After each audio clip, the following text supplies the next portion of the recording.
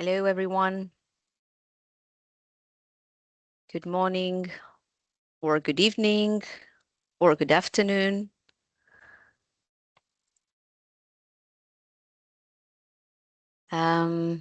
Let's wait just 1 or 2 minutes before we started. So, my name is Carla. I want to just welcome you all on behalf of the EAPC. And today we have a great honor to receive 2 of our EAPC groups. And thank you so much to the EAPC Reference Group, Aging and Palliative Care, and the Task Force on Rehabilitation and Palliative Care.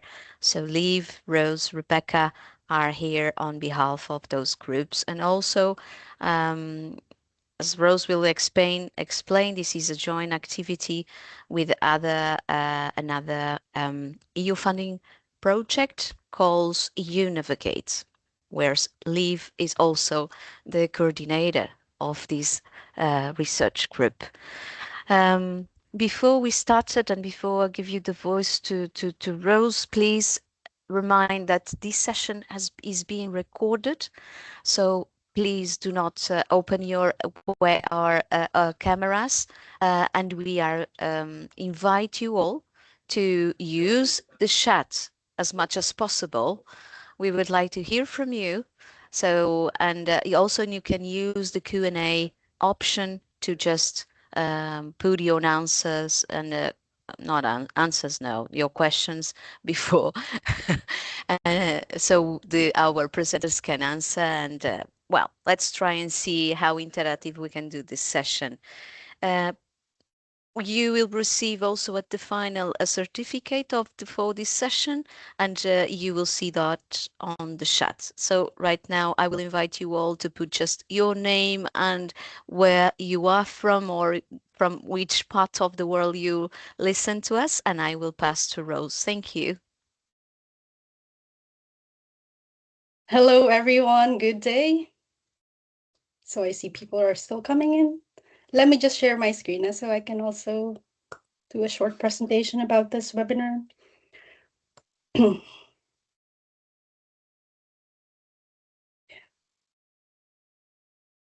So,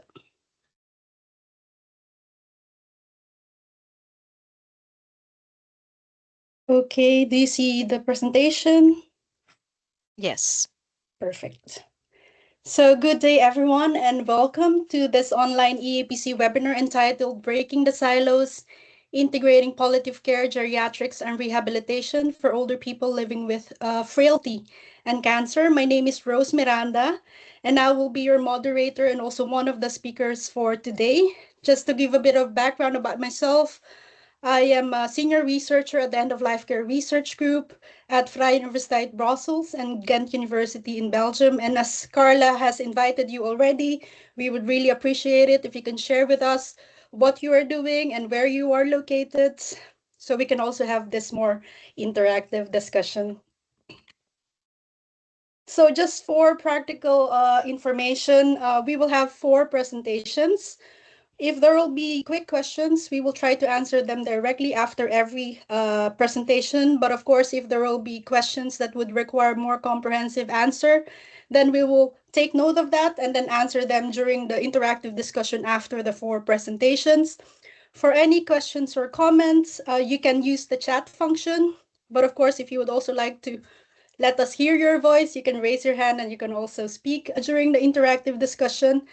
And after the 4 presentation, we'll open the floor for everyone to ask questions or to comment or respond to the presentation and also to the discussion points.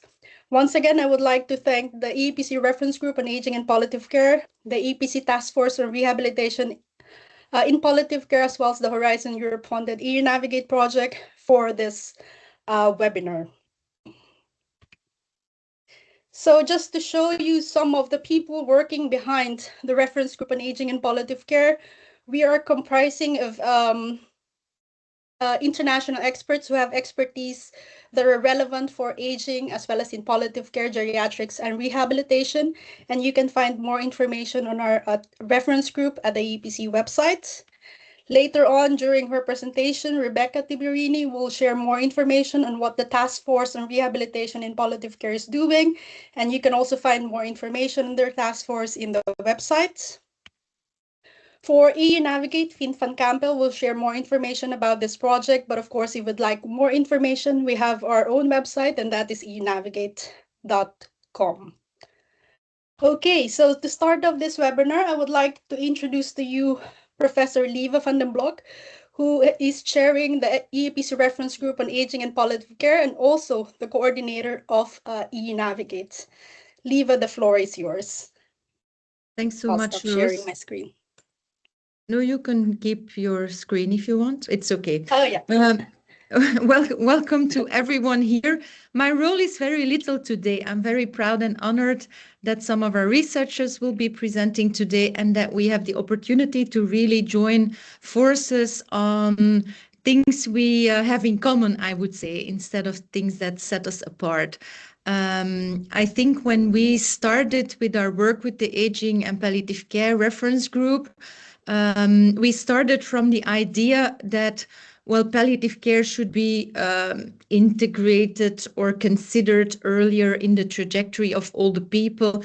But of course, if you start considering this, I think this is a lot of the things that palliative care is advocating for. Actually, we have that in common with other disciplines too. So instead of trying to seek the boundaries of each discipline, we really from the start of thought, how can we actually break those silos? And that is also work that Rebecca with her reference group is trying to do.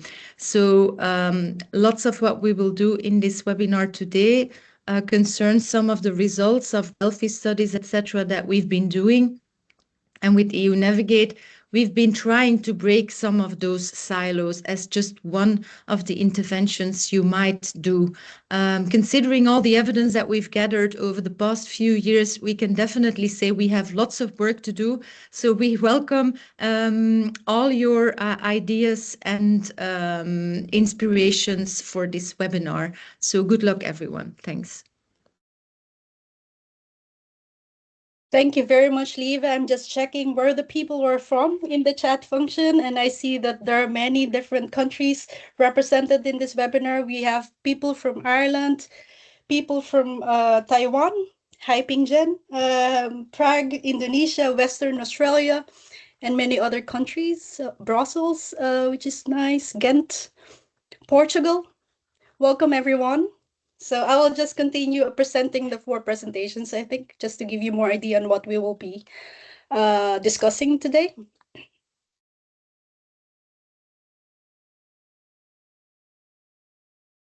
So as I've mentioned a while ago, there will be 4 presentations. For some personal reason, unfortunately, Caroline Nicholson could not join us today, but fortunately, Rebecca Tiberini is very happy to take over and set the scene by discussing the current landscape and state of affairs in terms of aging, as well as the importance of palliative care, geriatrics, and rehabilitation for older people with frailty and cancer, especially those who have complex needs and multimorbidity. Second, I will explore how the EAPC White Paper on Frailty provides this framework for integrating palliative care, geriatrics, and rehabilitation for older people living with frailty and their family carers. And then on the third presentation, Rebecca will come back again to examine from the rehabilitation perspective how this integrative model as defined in the white paper can be used to foster person-centered, goal-oriented care in practice. And finally, Finn van Kampe, one of our PhD students in eNavigate, will present an innovative example on how we can integrate these 3 disciplines for older people with cancer and their family carers across Europe. But before we proceed with these 4 presentations, we would like to first do some icebreakers. So we have 3 poll questions that we would like to launch. So let me just stop sharing my screen. So we have 3 poll questions that we would like to ask you. Chiara, if you can share the first one, would be great. You can see the poll question as a pop-up, or you can also see it in the chat. So the question is, according to the WHO, how many people aged 80 years and older are projected to be living worldwide by 2050? Is it A, 71 million, B, 142 million, C, 284 million, or D, 426 million? I'll give you 30 seconds to answer.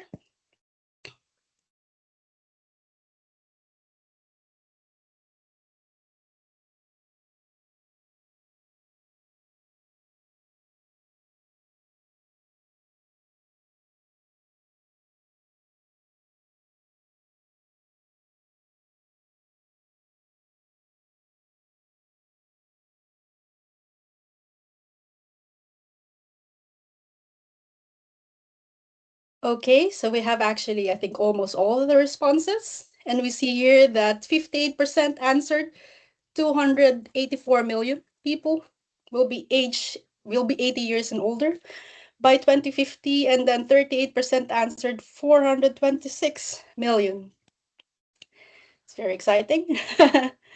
So actually the answer is 426 million. And you can imagine that with this 426 million, a large population or proportion of this would be benefiting from receiving an integrative palliative, geriatric, and rehabilitative approach. And I think that highlights the need to really promote and facilitate this kind of integrative approach. Can we show the next poll question, Chiara?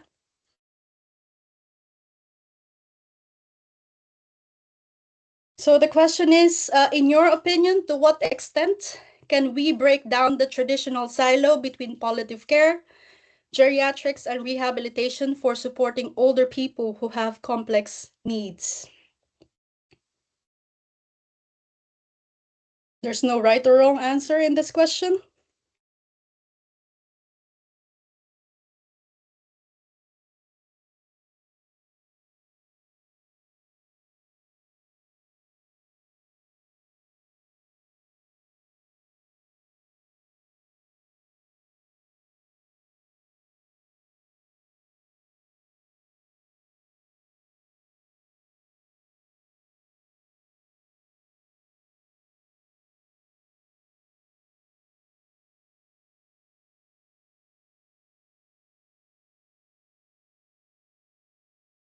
Okay, so I think most of us have already responded. 10% said, I don't know, which is valid. I think it's not easy to know how to integrate these three disciplines for older people who have complex needs. And I think there's rather a large consensus for those who answered that it is difficult or extremely difficult, about 91%. And I think that's one thing that we would also try to discuss and challenge and reflect on during this webinar. Chiara, can you share the third poll question? So the third question is, do you know how to integrate palliative, geriatric, and rehabilitative approach for supporting older people who have complex needs? No idea at all? Yes, I have an idea and it seems implementable in practice. Yes, the idea has already been implemented in practice. Or it is not possible to simultaneously integrate palliative care, geriatrics, and rehabilitation for older people.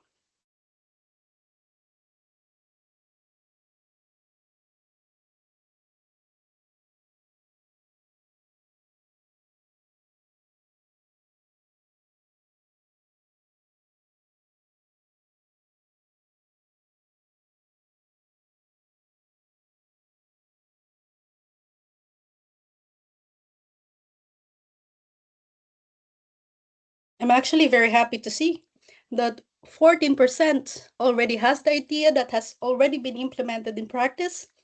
It would be really great if you can share your experiences with that during this webinar. There are also 51% who mentioned that they have an idea and it seems implementable in practice. I would like to hear more about that. And for those no idea at all, that's very valid because this is a very important topic that we would also like to discuss during this webinar. And for those who think that it is not possible, there's also 5% to do that. And we'll see, we'll challenge ourselves and reflect on the possibility of integrating these 3 disciplines for older people who have complex care needs. Perfect. So to really start up the webinar and to start up the presentation, what I would really like to first show you and to let you hear are the voices of the older people themselves and those who have lived experiences with frailty using the film from the follow-up study. Let me share my screen. I hope that you can hear the sound of the film. All too often, older people living with severe frailty are nearing the end of life, with their palliative care needs unknown or unmet. The aims of the PALLAP study are to improve the support provided to older people living at home and their carers, and to enable the best possible quality of life in their final years. Told through the stories of older people themselves, this film presents some of the key indicators of frailty in older adults. Frailty can be defined as both a state of heightened vulnerability and a continuum. Crucially, their experience of frailty can be made better or worse by the care we give to older people. As you watch the film, please consider what you might do in your work to identify frailty, what factors might indicate that someone is nearing the end of life, and how you might address any of their associated needs.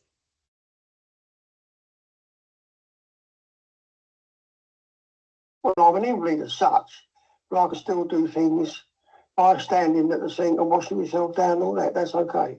One or other of my children is here most of the week. There's somebody here most of the week. I mean, I've even had my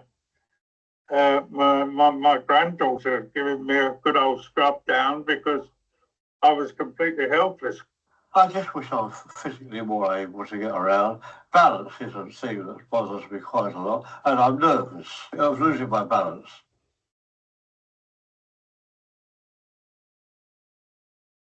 Companionship, someone to talk to, that's the hardest part. I don't know what to talk to. And I think because you sit here so many hours thinking and thinking, yeah, it makes me so depressed. Now I just feel lonely, and sometimes I feel there is nothing in the world for me. To get up, to go to the bathroom is absolutely agony. And I will sit here and think, no, I'll hold it for a little while. Life goes on, but you have to school yourself a bit to say, this is where you are, make the most of it. It can always be worse. And I think a lot of it is mind over matter, but it's not easy for everybody. Getting out of bed, sitting on the side of the bed, and I have a handle on the wall in the bedroom. I keep looking at that and looking at me. I thought, right, I must have hand the wheel. And all of a sudden, I get up and off to the bathroom. Yes, I can accept it, but not with good grace. But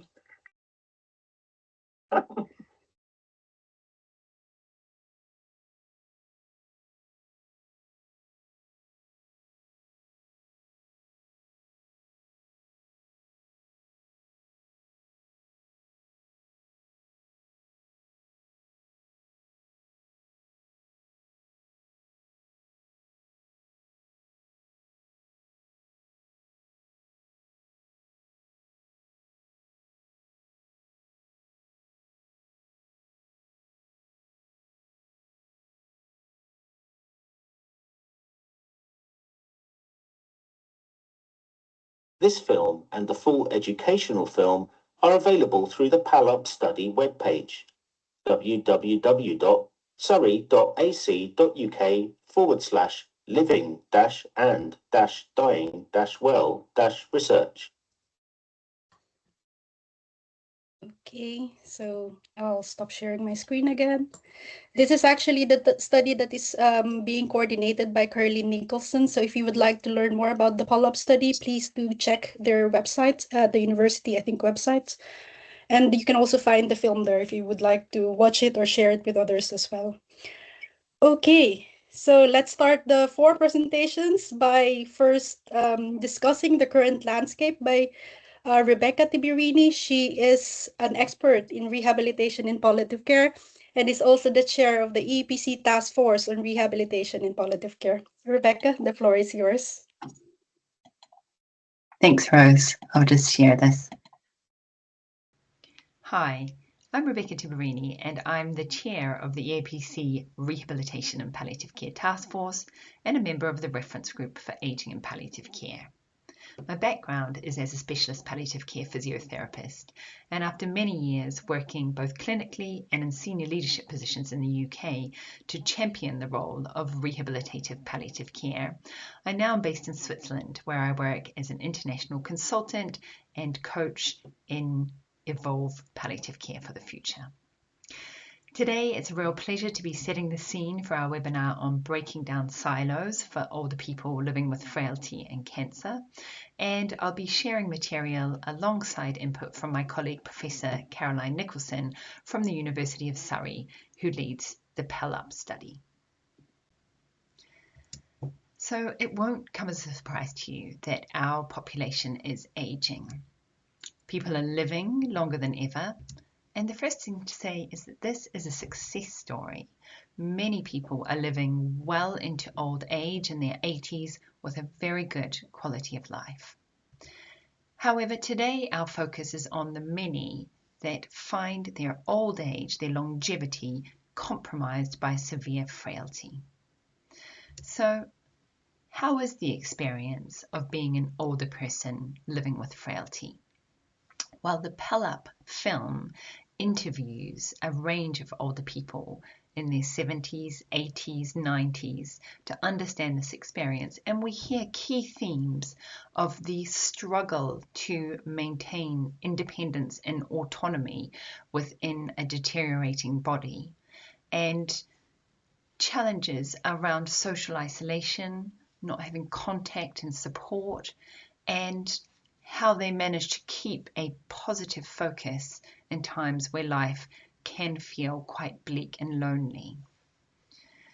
So we know that life expectancy is increasing worldwide, and the pace of aging is much faster than in the past. So between 2015 and 2050, our world population of people aged over 60 will nearly double from 12% to 22%. And by 2050, we can expect that 80% of older people will be living in low and middle income countries. So absolutely, this is positive, it's a cause for celebration, but it also comes with a challenge where all countries face the challenge to ensure that their health and social systems are ready to make the most of this demographic change, to support the needs of older people as they age and die. So with that longevity, we're seeing a changing picture of dying, and credit to Scott Murray for this slide. If we cast our eye back to 1900s, the life expectancy was only 47, and people were dying of much more acute, sudden illnesses such as infections during childbirth and with accidents. The context for dying was extended families, and there was really not very much disability before death because it was quite a sudden event or a very short illness. Fast forward to 2018, life expectancy is up to 80 years, and if we jump forward to 2030, just 4 years from now, life expectancy of 88 years. So people living much, much longer, and the top causes of death are much more of advanced chronic illnesses. So dementia, organ failure, multimorbidity, and frailty topping the list.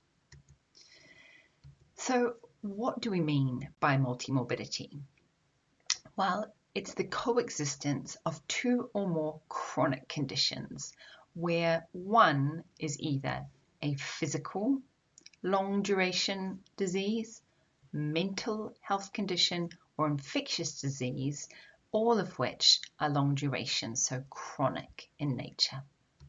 To give you an idea, almost a half of people with a heart, lung, or mental health condition also have a musculoskeletal condition by the age of 65. And if we look at UK data, the prevalence of people living with more than 4 diseases is expected to double from 2015 to 2035. Of those, 2/3 will have a mental health condition, so dementia, depression, or cognitive impairment. And these really not only minimize quality of life, but they make it more challenging to provide health and social care and to ensure people are getting the right support and care at the right time. This data from Scotland illustrates the burden of multimorbidity increasing with age. So if we look towards the end of the graph, people aged over 70, vast majority have 1, 2, 3, 4 plus disorders that are impacting on their well-being. And through this lens, people aged over 85 with more than one condition, you're looking at 82% of that older population. So it's to say that health systems dominated by single disease approaches are increasingly inappropriate. They don't reflect the lived reality of what people are living with, aging with, and dying from. We also see with this changing cause of death an increased disability before death. And if we look at the International Classification of Functioning Disability in Health, having a health condition does not necessarily mean that you have a disability or an experience of disability.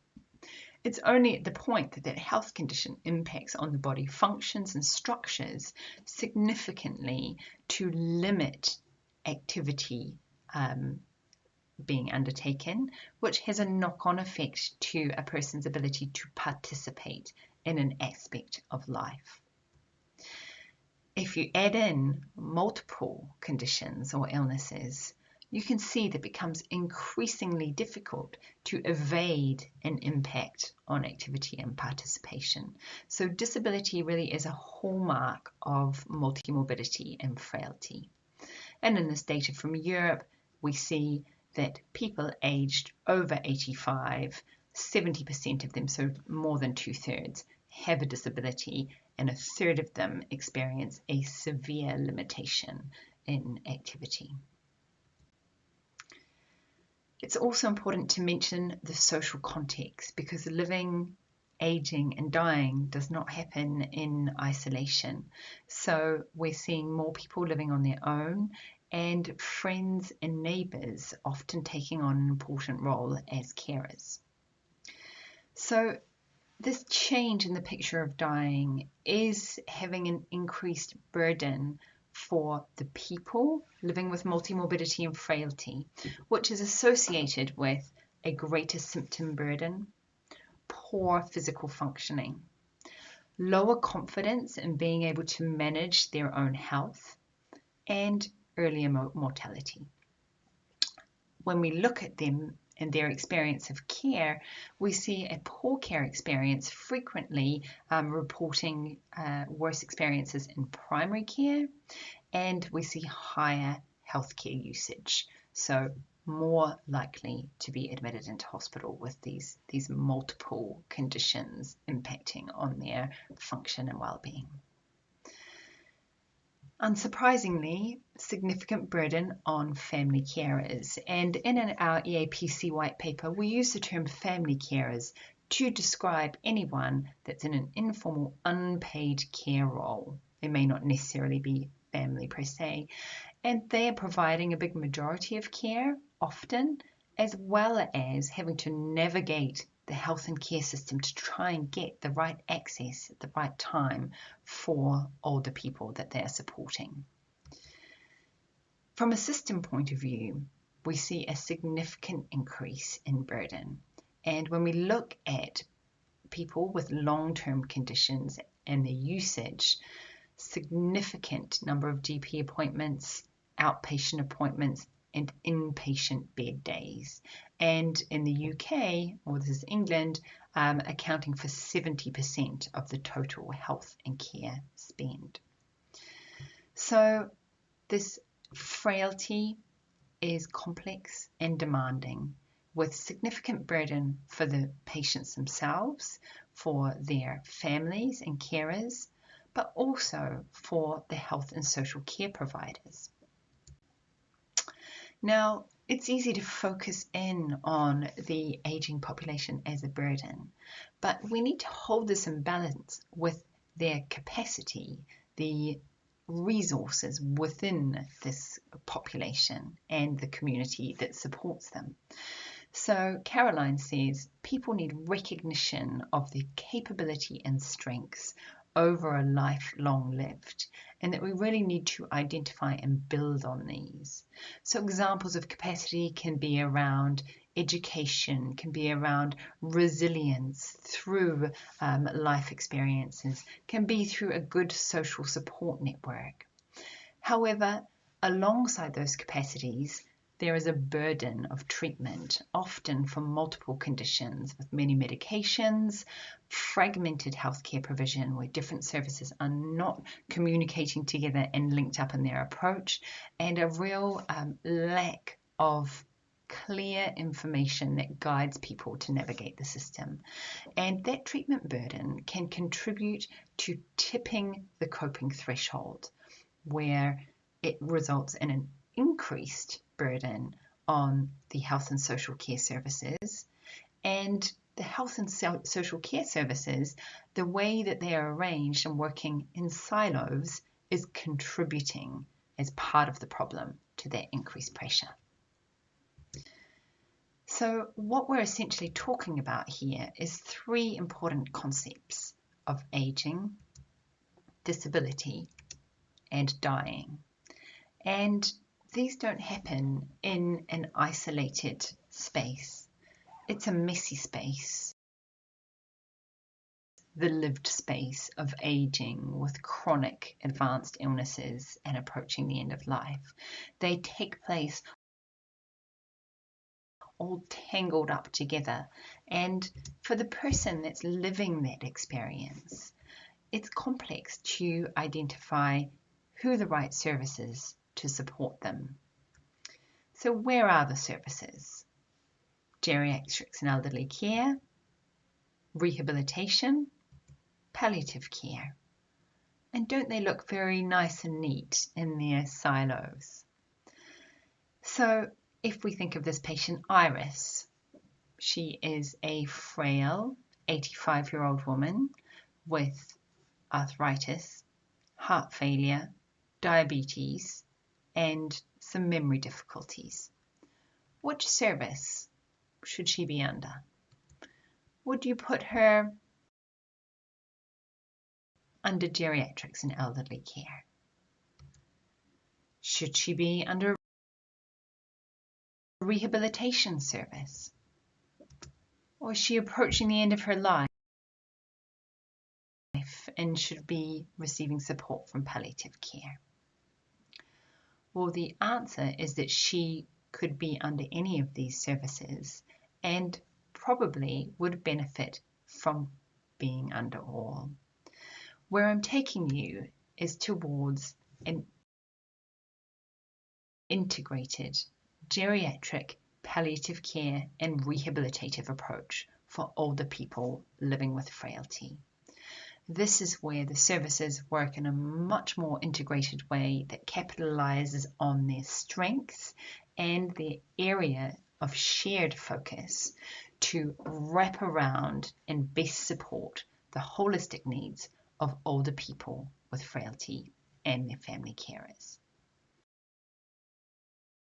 Yeah, thank you very much, Rebecca, for setting the scene and also explaining the current state of affairs in terms of aging. Unfortunately, Rebecca, we could not see your presentation. So everyone is actually very interested to see your presentation. So it would be great if you can maybe share it later with the audience. And according to Carla, we can do that via the EAPC website. Would that be fine? Of course. Yeah, and also maybe you can share your next presentation to me. I'll send you an email so you can add the presentation there, and then I can do the presentation myself. Okay. Is there any maybe question related to this topic? I actually did not see any question. But don't worry, for those who are interested to see the presentation, our apologies. Rebecca will be sharing it with Carla, and then you can find it in the EPC website. But if you cannot find it, just send me an email. My email is rose.miran.vub.be, and I will also be sharing you the presentation.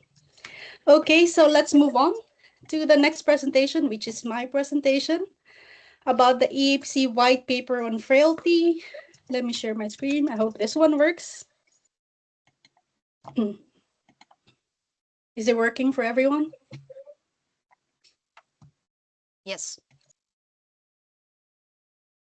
Okay, so in the last 5 decades, several disciplines, including palliative care, geriatrics, and rehabilitation, have explored the optimal provision of care and support for older people living with frailty and their family carers, using the unique lens of their specialism. While these disciplines represent distinct specialisms, they share key principles and approaches, all of which are focused on either improving the care for or the quality of life of older people, including those with frailty and those with complex care needs and multimorbidity, as well as their family carers. Okay, admit. Although they are distinct specialisms, they also have clear links between them. And it's very clear that these 3 disciplines can be linked, as I've mentioned by Rebecca in her presentation. Sometimes the boundaries of these specialisms are difficult to determine if we're talking about frailty. So before our work on the EAPC on frailty, no one had tried to integrate the 5 decades of evidence from research on frailty into an evidence and consensus-based integrative framework. Hence, as part of our work at the EAPC Reference Group on Aging and Palliative Care, we developed this EAPC white paper on frailty that defines an integrative palliative, geriatric, and rehabilitative approach to care and support for older people living with frailty and their family carers. And if you want to have a look at it in detail, it's published in the Lancet's eClinical Medicine. We developed this EAPC white paper through a Delphi study, which is an established formal consensus method that considers empirical evidence and gathers collective opinions of experts through a systematic multiple round process where each stage is built on the results of the previous one. So we conducted a comprehensive preparatory work between 2020 and 2022 to identify empirical evidence using 3 rapid literature reviews, and then combined it with input from 11 core members of the EAPC Reference Group through 7 core author group meetings. So in strategic time points, we also conducted small core group meetings to consolidate the identified evidence with the input of the core members, and then the outputs of those core group meetings are then fed back to the group meetings. So in Delphi Round 1, we developed 11 key domains and 34 key recommendations that we then transformed into a quantitative questionnaire, which we used in the online survey in Delphi Round 2, which we conducted in 2023. So in this online survey, we asked the Delphi panelists, including professional experts who have expertise that are very important for aging as well as in palliative care, geriatrics, and rehabilitation. And we also included representatives of older people and their family carers. And then we asked them to quantitatively evaluate the importance of the 11 domains based on a 10-point importance scale, and also their level of agreement with each of the recommendations, the 34 recommendations, using a 5-point Likert agreement scale. And next to that quantitative evaluation, we also asked for their qualitative inputs regarding each domain and each recommendation. So 63 professional experts from multiple disciplines and 19 representatives of older people and their family cares participated in this study, and there are from 28 countries worldwide. For the 11 key domains, we reached consensus immediately during the first online survey in Delphi Round 2. And these 11 key domains capitalize on the strengths of palliative care, geriatrics, and rehabilitation. And you will see that the boundaries between these disciplines are also already blurred. So for domain 1, it focuses on applicability of the 3 disciplines for older people living with frailty. In domain 2, we focused on holistic, person-centered care and support, focused on capacities as well as needs. In domain 3, we focused on goal-oriented and proactive care and support, guided by values, priorities, and preferences. Domain 4 focuses on communication and shared decision-making. Domain 5 focuses on high-quality end-of-life care and dying with comfort and dignity. And as I've mentioned earlier, the white paper is not only for older people living with frailty, but also for their family cares. So in domain 6, we have family cares, if available, then they should be considered as providers and recipients of care and support. Domain 7 highlights integrated interdisciplinary care and support and access to services. Domain 8 focuses on care and support by competent professionals. Domain 9 focused on contextualized and culture congruent care and support. Domain 10 highlights community and public health approaches. And the last domain, domain 11, focused on ethical principles and frameworks. Okay. For the 34 key recommendations that fall under the 11 domains, we also achieved consensus immediately during the first online survey in Delphi Round 2. These 34 key recommendations address the multidimensional needs and at the same time support capacities and resources, focusing on what older persons value. It also address the persistent misconceptions about the boundaries of each discipline. For instance, we've highlighted here that palliative care is appropriate across the frailty trajectory and rehabilitation up until death. The recommendations also combine clinical, health service, and public health perspectives. And using some examples from the key recommendations, I will show you how we came up with these outcomes. So to address the multidimensional needs and support capacities and resources, focusing on what older persons value, you can see in recommendation 2.1 that care and support should be person-centered and tailored to the older person's needs. These can be functional, physical, psychological, spiritual, or existential, social, or practical. And we've also addressed the cumulative effects of multiple coexisting conditions. As Rebecca mentioned a while ago, multimorbidity is highly prevalent among this population. In recommendation 2.2, we've highlighted the need for empowerment and enabling intrinsic capacities as well as supporting their strengths and assets. And in 3.1 recommendation, we've mentioned that care should be based on people's priorities, personal preferences, and underlying values, especially on what matters most to them. With regard to the applicability of each discipline in frailty, we've mentioned that the 3 disciplines are applicable throughout the frailty trajectory, albeit with varying emphasis on the specificities of each discipline, and that should depend on the needs and preferences of the person. The recommendations also tried to combine clinical, health service, and public health perspective. I think from the previous examples, it's clear how we integrated the clinical perspective in these recommendations. But for the health service perspective, you will see in recommendation 7.1, we've highlighted the importance of an integrated care approach with attention to ensuring coordination, and continuity of care. For recommendation 10.1, we highlighted the importance of community initiatives and public health approaches, such as compassionate communities and those embracing aging and dying as normal social parts of life. If you would like to learn more about the 34 recommendations and also the 11 domains, please do check our paper published in the Lancet's eClinical Medicine. And I think before I move on, I think it's also very important to mention that several panelists highlighted that some features of the recommendations that we have in this white paper are very ideal. And they also questioned whether and how the recommendations can be implemented in routine practice.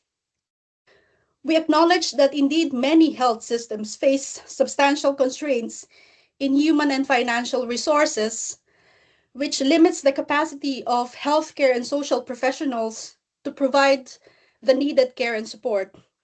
We already know that interdisciplinary working models and integrated person care-centered approaches have been advocated for many decades, but we have seen how difficult it is to implement this kind of models.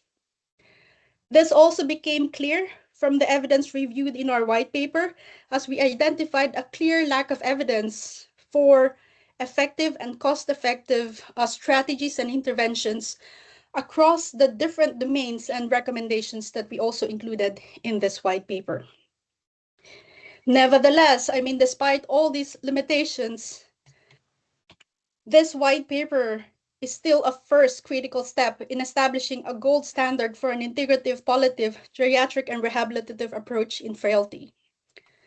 We acknowledge that implementing the recommendation represents a considerable challenge, but also we should also see it as an opportunity for health and care systems worldwide to challenge everyone to try to address these recommendations. To be able to also respond to the increasing demand while upholding the quality of care for all older people living with frailty and their family carers that they deserve, this work also calls for a radical shift in healthcare provision towards this integrative model. This white paper also serves as a call to action for individuals, communities, health and care systems, policy and decision makers to actively commit to integrated working, to break down specialty silos by blurring boundaries constructively and collaboratively, and to pool assets to realize efficiency at scale. So I think that's the end of my presentation. Is there maybe any question related to this topic? Let me stop sharing my screen.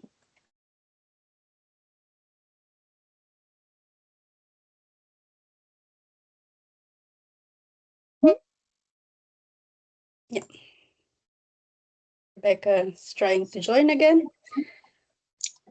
Okay, so I don't see any question related to this white paper. So if you would really like to have more information, please do check the publication.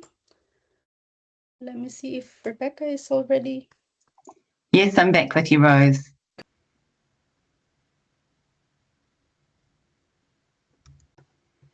I have the privilege of chairing the EAPC Rehabilitation Task Force together with my colleague Julie Brose from Australia. And we have representatives across Europe and beyond, including physiotherapists, occupational therapists, speech and language therapists, dietitians, nurses, and doctors. And it's really important for us that we have interdisciplinary representation because we believe that rehabilitation and palliative care is an interdisciplinary approach. Our challenge is that there is very robust evidence and policy to support that rehabilitation integrated in palliative care is not only feasible and acceptable for people with advanced illness approaching the end of life and into older age, but that it's also effective in supporting people to optimize and maintain their function and participate in meaningful activities that add quality to life. However, it's not well understood by professionals or patients and service users. And this disconnect means that people that could benefit from an integrative rehabilitative palliative care approach are not receiving it. Our mandate for the task force is to create a consensus definition of rehabilitation and palliative care that's informed by the highest quality of evidence, expert opinion, and stakeholder views of patients and carers to ensure that it is understood by everyone. With good understanding of the approach, we can then focus in on how to best implement it in an interdisciplinary way. I draw your attention to this key piece of policy from the World Health Organization that says that rehabilitation and palliative care should be integrated within health systems using a multi-professional approach.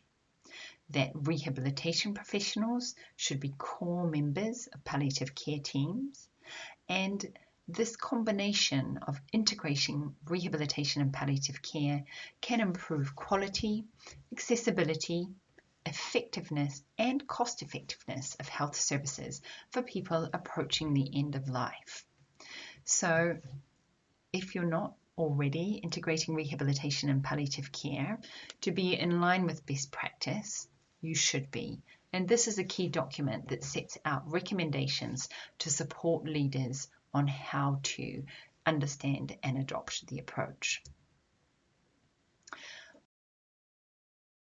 When we consider the challenge of burden from an aging population and the associated disability, rehabilitation as a sector has an important contribution to make in levelling the burden. We may not be able to do anything about aging and dying, which are natural parts of life and death, but disability is something that can be influenced. When we consider functional capacity throughout an individual's life, it's often accepted that function deteriorates with age. However, this is not an inherent feature of age itself and is more related to inactivity and underuse of the body. To maintain people's function above the disability threshold so that they are independent right up until the end of their life, rehabilitation has a really important role to play to maintain function, to regain function when people have an exacerbation or an accident and it's lost, even in advanced frailty, and to optimize independence. But from a palliative point of view, it's also a key approach to help people adapt to disability, to be the best that they can be, even if their body is deteriorating. So you'll be familiar with these disease trajectories, and rehabilitation is traditionally provided for people with progressive chronic diseases and well accepted there. But it often tails off as they become more advanced and less stable approaching the end of life. Our task force says that rehabilitation should be available for all people of all diagnoses and all ages right up into the end of life if they wish to participate in it. And we see here that rehabilitation is occupying a shared space with palliative care. People living with multiple morbidity at older age, it's very difficult to know exactly when they are approaching the end of life. And so we need an integrated approach that enables both a life-promoting focus and a death-accepting focus. And this is rehabilitative palliative care. It enables people to live as fully as possible until they die by optimizing a person's holistic functioning and supporting them to adapt to disability where that is part of their lived experience, and supports to people to be as autonomous as possible, to live with choice and dignity in accordance with their personal goals and priorities. It also draws on the best of early palliative care to optimize the holistic needs of both the person and their support network, And through early proactive conversations around planning for the future, advanced care planning, and talking about death and dying, it supports people to die as well as possible. So rehabilitative palliative care is an approach that is appropriate for people of all conditions and all ages as they approach the end of life. Through the specific lens of older people with frailty, this is where our EAPC white paper really draws in some of these integrated elements. What I'd like to do now is draw your attention to one particular domain, which is domain 3, that says that care of older people living with frailty should be goal-orientated and based on people's priorities, personal preferences, and underlying values, or essentially what matters to them. And this includes person-centered goal setting. So person-centered goal setting is a principle that lies at the heart of rehabilitation, and it's about identifying the priorities and goals in partnership with each individual patient. So it's not about your goals of care as a professional, it's about what matters to that individual that you are supporting. And the way that you do this is by asking, what matters to you? So tell me about what is important to you. What would you like to be able to do in the next few? And that can be months, weeks, days, depending on the phase of illness and how stable a person is. And there's fantastic work by my colleague Sally Bower in our task force that really gives more detail on this approach. So if we take this patient Iris, for example, our 85-year-old with multi-morbidity and frailty, she has health and social care services involved after her neighbour found her lying on the floor, unable to get up after a fall, and was actually notified by the incessant barking of her dog that made her think something was amiss. The geriatric nurse that's undertaking the first holistic assessment explores with Iris what matters to her. And Iris tells her that she would like to be as independent as she can for as long as possible because she is desperate to remain at home with her beloved dog. And she's really worried about being a burden on her son. In terms of what she'd like to be able to do, her wish would be to go out for a walk with her dog, even if it's just one last time. And by knowing the person-centered goals, we then need to place them at the center of our interdisciplinary care and support. So the first step is to make sure that person-centered goal setting is undertaken in every holistic assessment. It doesn't matter which service is doing that holistic assessment. It could be the geriatric team, it could be the rehabilitation team, it could be the palliative care team. It is appropriate for true person-centered care across all of these settings. And the next step is to ensure that all members of the interdisciplinary team are aware of the goals, both within the services and across services. So it is a point of connection that all of these services are supporting Iris ultimately to enable her to remain at home as long as possible with her dog, her person-centered goals. How you then achieve that goal is through a shift in focus onto function. So back to the ICF, you can look at this through two different lenses. So instead of looking at disability, we're focusing on function and how we can optimize her body functions. So this is where the geriatric team are looking at optimizing her physical function by reviewing her medications and reducing some of those that are contributing to the postural drop and the dizziness she was having on standing, and by assessing her cognitive function and putting in plans to support for that. The rehabilitation team are looking at optimizing her mobility, and also different environmental and individual factors such as managing her mobility with support from equipment or from carers and members of the local community that could assist, for example, taking her dog out for a walk if she's not able to. Palliative care are in supporting forward conversations around planning for the future and identifying what tasks she can do, what tasks she needs support with, and what tasks she may in the future need support with, and helping with proactive parallel planning. And this is ultimately a focus on optimizing activities to maintain independence and participation in life, so towards those personal. So what difference does this domain from the framework make in practice? What it does is, by focusing on a person's priorities and goals, it enables them to feel listened to and that their priorities as a person are paramount. It focuses in on their strengths and capabilities, both themselves as a person and of their network, and builds on these, creating a sense of self-efficacy, resilience, and coping.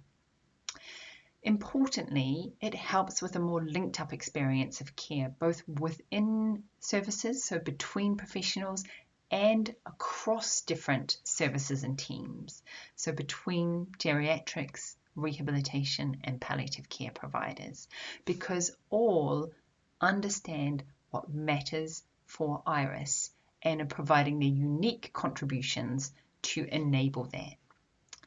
The approach holds living and dying in balance. So yes, there's disability, but there's also function. It's a positive lens that's life-affirming whilst accepting of deterioration and approaching death. And it's through this balance that we can enable people to live fully until they die. So we wanted to share some resources. Work from Caroline and her team at Living and Dying Well offer access to the Pal Up film with patients' views, people's views that you saw earlier, and a toolkit and atlas with different resources to help see the bigger picture for supporting older people living with frailty in the last phase of life. Through my work with Evolve Palliative Care for the Future, there's the opportunity to subscribe to our newsletter to keep up to date with different initiatives, research projects, and collaborations around interdisciplinary rehabilitative palliative care. And I offer a range of courses on implementing the approach we're talking about today into practice and leading that culture change. Rehabilitative Palliative Care publication checklist and guidance is available for free via the Hospice UK website, and you can follow the work of the EAPC Rehabilitation Task Force online here. I also wanted to mention, for those that may be attending the EAPC Congress in May, our pre-Congress workshop on enabling palliative care, which really hears from experts in the field on leading the culture shift of integrating rehabilitation and palliative care, and you can register for free to participate in that workshop if you're going to be there. Thank you. Thank you very much, Rebecca. We have two questions, actually. One is related to the white paper, and then another one related to your presentation. But I think that we should better answer that after the last presentation. Would that be okay? I think it's Magnolia who asked the question for Rebecca, and then there was another question from Nguyen, but Leva already tried to answer that, but we'll touch upon that again after the presentation of Fien. So I think we should move on to the last presentation of Fien van Kampen. She's one of our PhD students who's very closely involved in the international trial coordination and implementation of the intervention that she will be presenting today. Fien, the floor is yours.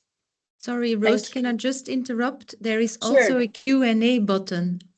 Just so you know, there are chats and Q&As. Yes, I've seen it. Okay. Thank you. Is everyone able to see my screen? Yes. Yes, Working. okay, perfect. So hi everyone, I am Fien van Kampen. I'm a PhD student, as Rose said, at the VUB in the UGent here in Belgium at the End of Life Care Research Group. And it's my honor to introduce you to the project EAPC, and specifically on how it integrates palliative care, rehabilitation and geriatric integrative approach. So EAPC is a research project that aims to implement and evaluate a navigation program to support older people with cancer and their family caregivers, if present. But what are navigation programs? Let's start with that. Navigation programs aim to support people and families by guiding them through fragmented health and social care systems, advocating for needed services and/or empowering them to make informed decisions. And this is done by a navigator. This can be a trained professional or a volunteer. The trained professional could be like a social worker or can be a nurse. And these programs really hold promise to meet the needs of people and their families in a personal manner. EAPC specifically is a navigation intervention for older people with an active cancer and support needs living at home. And central, they are very central in our model. So here you see the client and the family caregiver, if present, and they are already surrounded by their community and professional care. And in this program, there is also a navigator, which can be, as I said, a volunteer or social worker, and they visit them approximately every 2 weeks and supports them wherever needed. So these navigators help them navigate quality of life challenges, connect to community-based resources, and engage them in meaningful activities. Like, for instance, navigators can support with practical needs, such as arranging home care or applying for caregiver reimbursements, but as well as psychosocial needs, like identifying signs of concern regarding future care, and therefore encouraging them to engage in conversations with their health professionals. Our navigator in turn is supported by an entire team, by a coordinator, and which is in turn supported by a trainer and research team and a local stakeholder team of local health professionals and social care services. This project, this navigation program, EAPC, is strongly based on NavCare, which is being implemented for a long time in Canada. And EAPC specifically is now being implemented and evaluated in 6 countries here in Europe. I want to explain the rationale and the building blocks of this intervention, mainly because I believe it's important to really see how it kind of integrates all the disciplines. So our navigators start from the question, what is most important for you today? What do you think important and what gives you energy? So really starting from a very person-centered way of identifying needs to like, okay, how could we realize this? So, for example, let's take Iris as the example of Rebecca. She wanted to go outside for a walk with her dog. Let's say she says that, then the navigator might connect them or refer with services or to their own network. For example, they could refer or connect them with a service that could provide a stroller or a wheelchair to go out to walk, or they could go to their own network, see if there are neighbors that are letting out their own dog and wouldn't mind going with Iris together on a walk with her dog as well, for example. What is really important for her is that the navigator and the older person in question really work together. And that can also be done by simply being there for the person throughout their entire care trajectory and even beyond. We have navigators that visit family caregivers after the death of their loved one.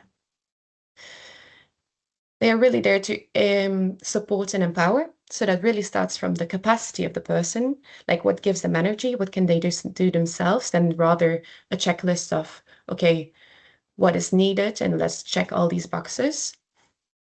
And the program is very local. It's embedded within their own community. the navigator ideally lives in the neighborhood and knows the neighborhood, knows the more formal services, but also knows the more informal aspects within the neighborhood that could support the older person in question. I looked in the data and these are examples of what patients reported that was what done by navigators and was very valuable to them in the past months while receiving navigation. And I kind of categorized them under our building blocks.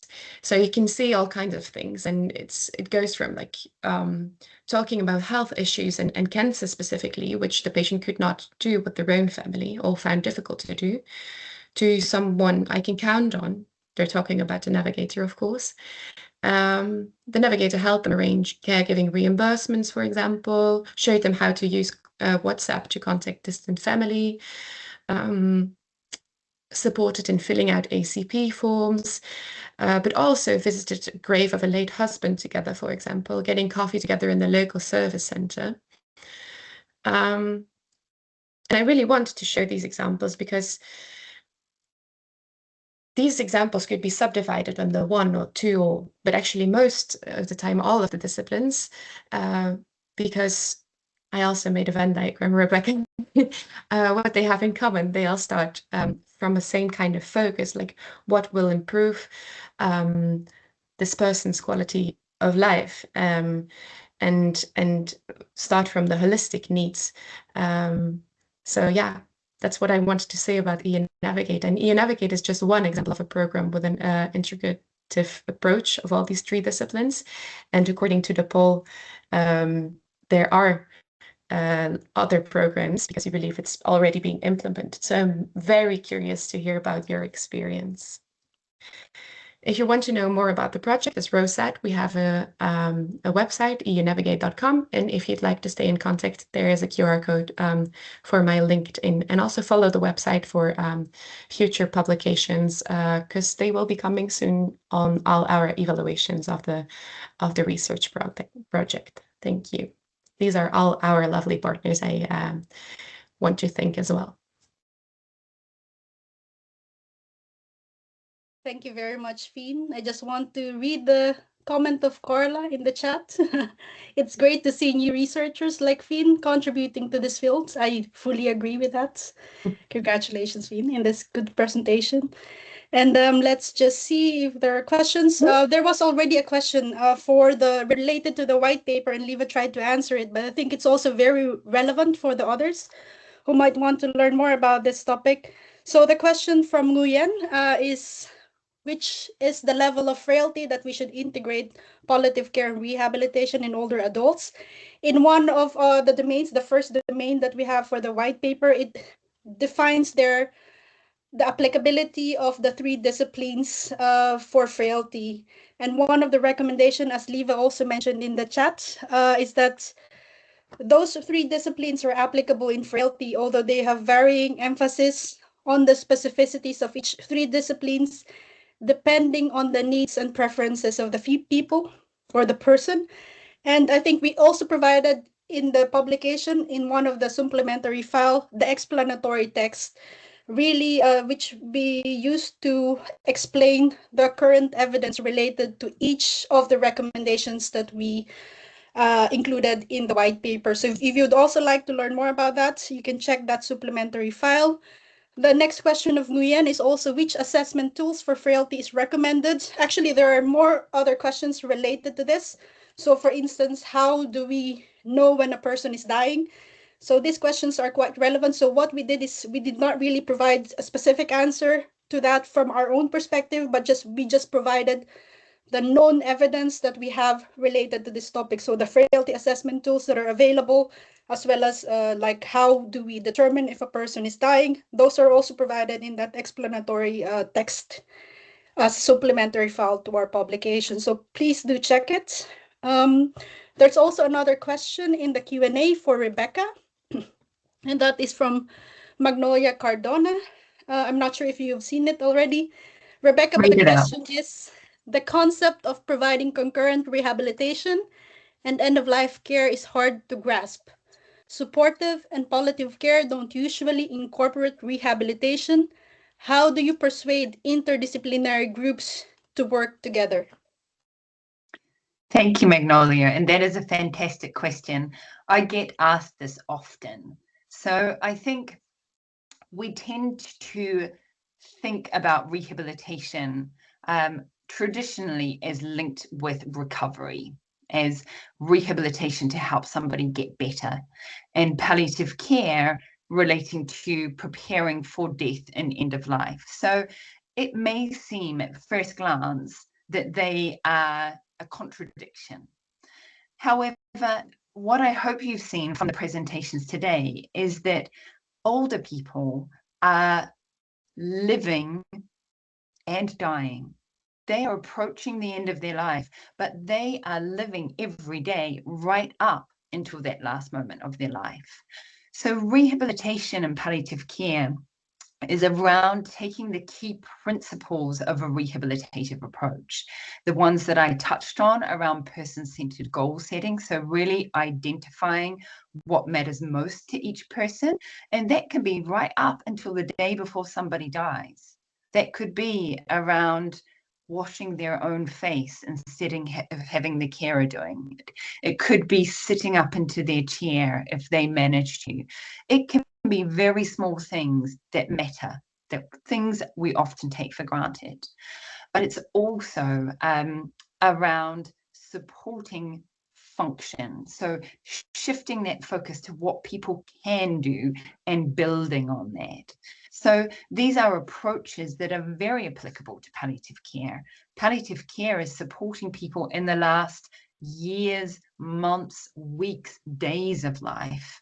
And, you know, if we think about what matters to us or someone close to us, what we would want, staying in bed for those last opportunities when actually in that period you could be doing things that make or add more quality, that's where it's the approach that comes in. So I would definitely be drawing on key drivers like the WHO policy paper, like the EAPC white paper, that set out the standard that says this is best practice. If you're not doing it, you should be doing it. And then to drill into some of that and the resources that we've touched on that wrap around it, that look at how to specifically do it. Thank you very much, Rebecca. Mm-hmm. Thanks, Rose. I was just going to say, if this is an area that people would like to know more, then the Rehabilitative Palliative Care publication and resources on Hospice UK are available, but get in touch with me to follow the work of Evolve, because we are running programs specifically on that question. How do you integrate rehabilitation and palliative care and put it into practice with that interdisciplinary culture change? And we've got a course coming up in September at St. Christopher's and other courses around Europe. Thank you very much, Rebecca. Also, leave a mention before you actually gave your response, that indeed in our white paper, we also mentioned that working in silo might be helpful for a specific group of practitioners or within a system of care, but for a person, distinctions between disciplines are arbitrary. And as I've clearly explained by Rebecca, indeed, that should really depend on the needs of the person himself or herself.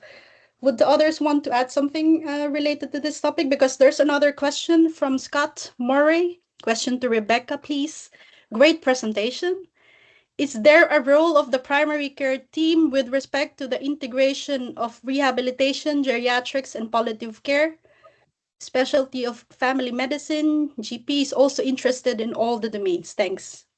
Was Iris GP involved? Thanks, Scott. And I'm sorry that we didn't manage to share your fantastic slide. I'll make sure that that gets out there. So absolutely is the answer.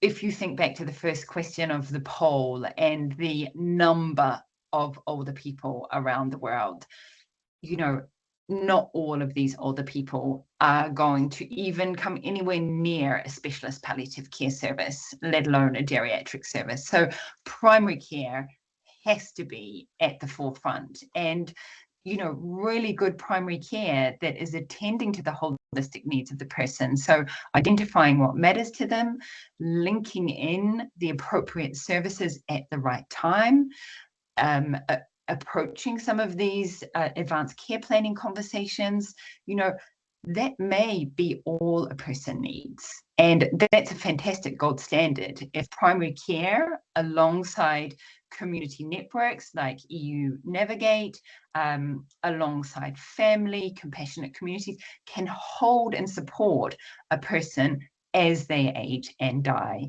So I would say yes, some of the thinking that we're looking to challenge relates to the appropriateness of rehabilitation and palliative care. And I still have patients that are deemed palliative where a rehab referral is not made. The right people are not engaged because of our preconceptions as gatekeepers. So I would love all primary care, and that's not just doctors, that's all disciplines working in that front point of contact, to be really on board with this integrated approach. Thank you again, Rebecca. Maybe the others would like to add anything? Liva, Tina, Fien?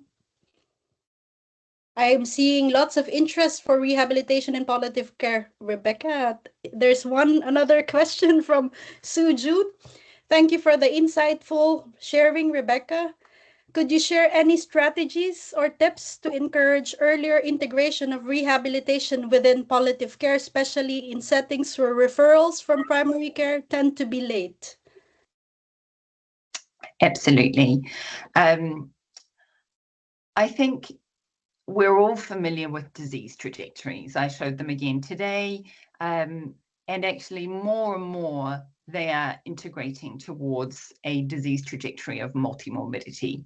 But if you look at the indicator against those, it's function.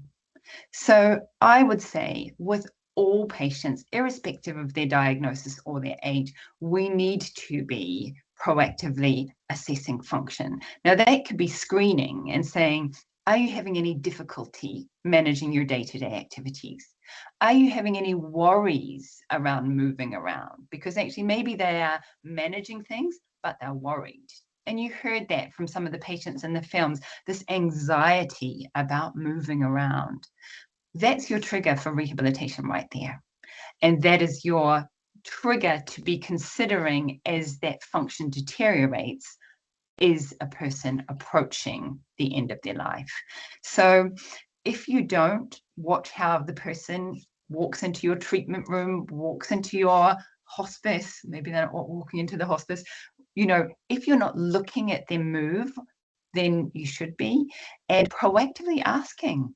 And it's the right questions, not just are they having difficulty with, but are they worrying about it? Because we want early referrals into palliative rehabilitation at the point somebody's having difficulty walking up the stairs, not at the point that they've fallen and can't walk up the stairs.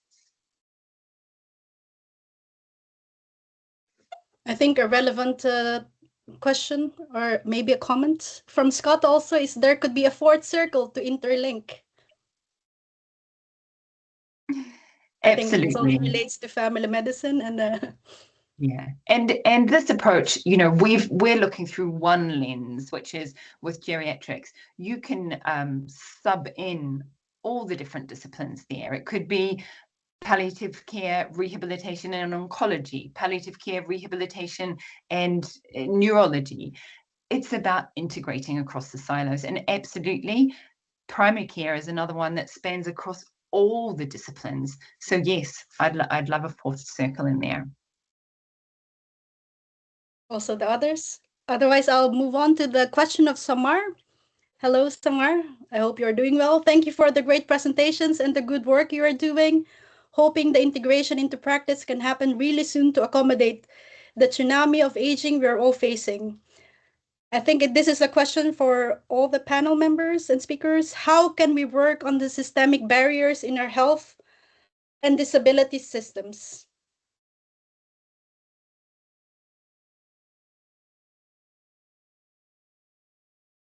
Yeah, Liva.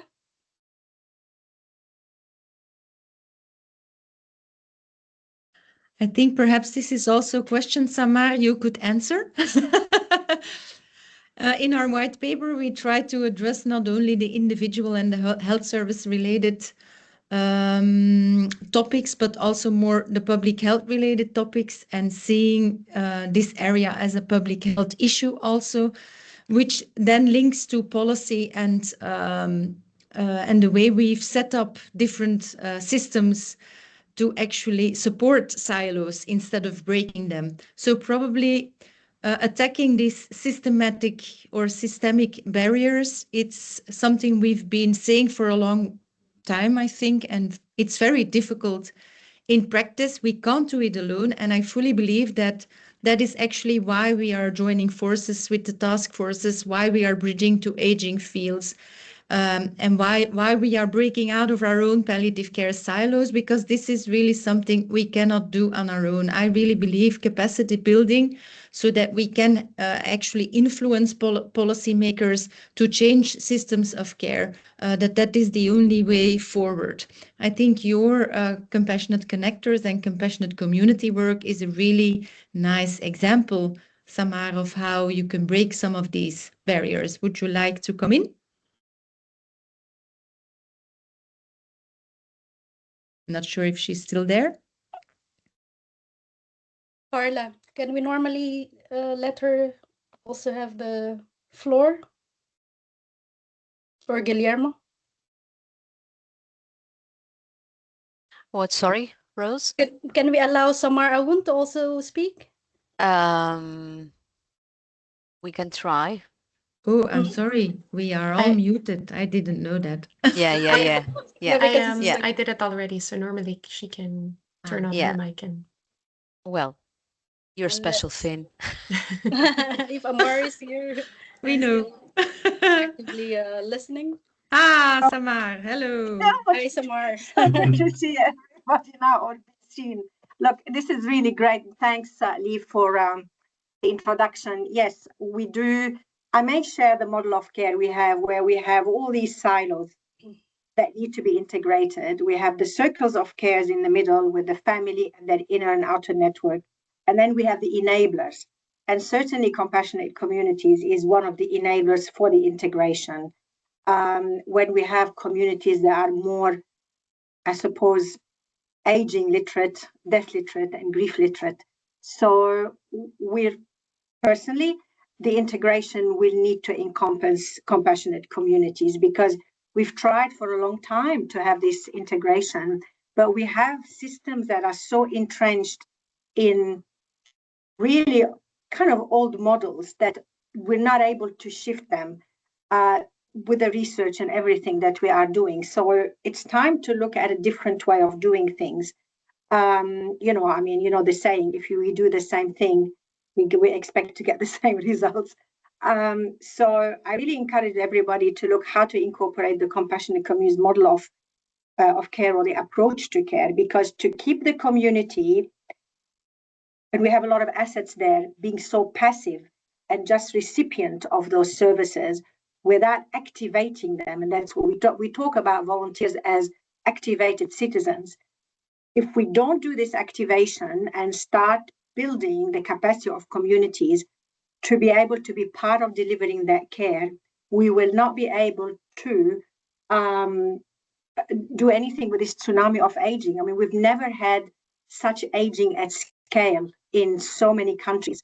And we need to look at things differently now. We can't just keep doing what we've been doing. It's all great. I mean, we've been talking for a while about rehabilitation, palliative care, all that stuff, which needs to happen. But I would like to see a model where it's happened. I mean, certainly I cannot really say this is happening in Australia.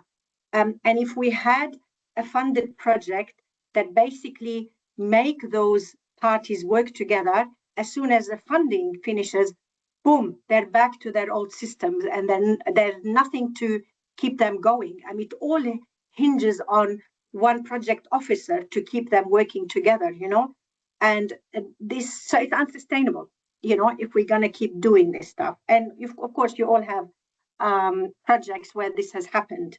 You bring the funding, you think it's going to be sustainable, with all good faith, we all work hard for that. And as soon as the funding finishes, we're back to the old stuff. So look, I mean, compassionate communities is not a new thing. It's really old wine in a new bottle. It's the way our, grandparents, all that, were part of delivering that care. And we know that the majority of people want to die at home. But I mean, this is not going to be sustainable if we don't have a community that's able to help in the caring networks. We cannot have just one primary carer responsible for an aging person. It's too much work for one. And what we're saying is, who is in your network of caring? Start building this up before you get to that stage. I mean, this lady at the start, she doesn't want to burden her son. I mean, it's sad, when this is the situation with our older people, where they think they are a burden, for, of course, they may have just one child. But I mean, where are the friends? Where are the neighbors? Where are, those communities that have been part of the faith organizations, the sporting club when you were younger? Have you kept in touch with all that so that when you get to that stage in your life, you have a network of support, and therefore, the burden is not falling on one person. So this is what we are saying about the network of support. Yeah. And therefore, you don't need to go to hospital, and you don't need to go to, I mean, obviously there are some situations where you need to, but in general, this is the model. I'll send you that basically model how it works. Yeah. Maybe we should work together, Samar, for another webinar, maybe related to compassionate communities together with Joachim. But for now, considering the time, it's already 11 o'clock, but there's one question which is actually very relevant also for eNavigate, I think. But for people who really need to leave now, thank you very much for participating in this webinar. For those who would like to stay for the answers to the last question, please do stay. We would love to have you still online. Maybe but just to add quickly, Rose, to Samar, I think the work that you are mentioning is really included in our white paper, because we believe it'll be an end-to-end story, an individual responsibility, but also a public health responsibility to change things. It's a complex system, right? If you pull strings, you have to pull multiple of them. I know, but I've noticed you've got that as item 10. Really true. Down the list, right? That's true. Okay. I think it needs to be elevated. So you've got domain 10, community and public health approaches. These are the emails for, you know what I mean? Yeah. Okay. Yeah. I rest my case. There's one last question from Uyen. In some cultures, the family members play the role of navigators. Does the Navigator program consider upskilling this group of caregivers in the role of informal healthcare navigators as well? Fien. I'm not entirely sure what you mean by upscaling the family caregivers, but if you mean as in letting them become navigators rather, or yeah, for example, or giving them training. Also, yeah. Well, in eNavigate, we certainly do English. In eNavigate, we certainly do try to work together with the family caregiver, and sometimes actually the profile of the navigators is a lot of time people that have experience with older people, with frailty, with having cancer within their work, but most of the time within their own private life. And that's actually why they want to become a navigator. So they are very good profiles to become navigators, but at the moment we're not specifically having a training for the family caregivers. But they are very close working together with the navigators. That's indeed the possibility. I think for not really within the eNavigate project, but because our eNavigate training program are tailored for laypersons, so those who do not have really that health educational background, then it is a possibility to further adapt this kind of navigation training, but then specifically maybe for family caregivers, but that's really a different project. But the doors are open. We just need to really open the doors. It's a very interesting approach and comment. Yeah. Yeah. So I see that four people are still here. Carla, can we still launch the word cloud poll? Or you think that Well, it's up to you, but I think we should just close. But I think so too. Yeah. Okay, so thank you very much to everyone for participating in this webinar, and also to the speakers and those who also shared their experiences. I think that this is a great opportunity to really further reflect on the work we are doing and try to see how we can integrate this kind of integrative model in the way we work. And I think that's a really great step to move forward. Maybe some other final words from Rebecca and Lieve and Finn? I would just say, by being here, you're already thinking in an integrative way and help us spread the word and break down the barriers. Hear, hear. Thank you all for being here, and I'm really looking forward to maybe a sequel, because there's lots of interest. Indeed. Thank you, Rose. We'll keep in touch. Thank you very much. And thank you very much, Carla and Guillermo, for facilitating this meeting. Thank you. You're welcome. Thank you. Thank you very much. Bye-bye. Bye, everyone. Thank you. Thank you.